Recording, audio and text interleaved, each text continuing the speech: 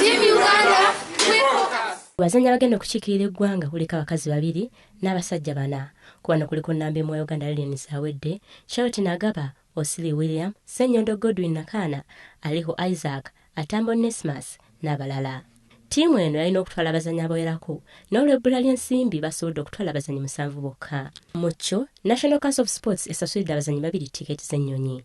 Naye kino tekiyigudde ttiimu eno ttama era abawezenga be bagenda okubawa n'obuwanguzi, ng'Atambo Nesmas omuzannyi wa kilaabu Ndejje bw'annyonnyola. Mwanga nali sisuubira kubeera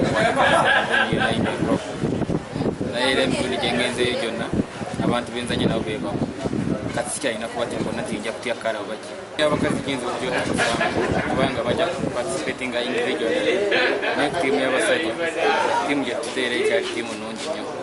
Ate Charity Nagaba omu ku bakyala bagendedde ku ttiimu eno agamba wadde nga guno gwe mulundi gwe ogwokubiri okwetaba mu mpaka zino asuubiza okwalisa omutindo ogwa waggulu okusinziira ku bakola mu mpaka eziyise. Trainings ennyo okusinziira ku kwembadde training anyongeddemu ne coach atongeddemu ku skills endala okusinziira ku engeri gye tubadde tukuba mu gating coach anyongeddemu okusanga akapiira kange nsobola okukatereeza bulungi ne kalina geeti n'okwongera okutandika mu ngeri gy'oba otandika n'okwongeramu amaanyi ku ngeri gye mbadde nkuba kyo ekisingira ddala nzeetegekedde kubanga nsuubira ngenda kuyimirira ku podium. Amyuka Ssaabawandiisi wa National Council of Sports Semakula Katende asiimye nnyo ekibiina ekiddukanya omuzannyo gwa woodball mu ggwanga ekya Uganda Woodball Federation olw'okufaayo nnyo okuweesa eggwanga lyabwe ekitiibwa. Kino kye kimu ku bibiina ebisinga okuba ebito naye ate kye kimu ku bibiina ebyewuunyo nti mu buto bwayo ozuula ebimu ku bibiina ebirina permanent address kye kimu ku byo kisinga n'ebibiina ebibaddewo okumala emyaka emingi.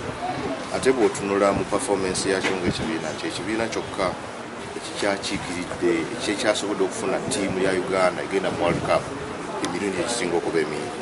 Tekisangikasangika n'olwekyo ffe tukyebaza ng'ekibiina. Mu mpaka eziwedde ezayinda mu mwaka gwa 2014 Uganda yatwala abazannyi 24 ne China era nga ttiimu y'abakazi yamalira mu kifo kya 6 ate y'abasajja n'emalira mu kifo kya 8. Ttiimu eno yakusitulwa nga 23 omwezi guno okwolekera ekibuga Jeju ekya Korea. Olivia Nakate, WBS TV Amasunsule.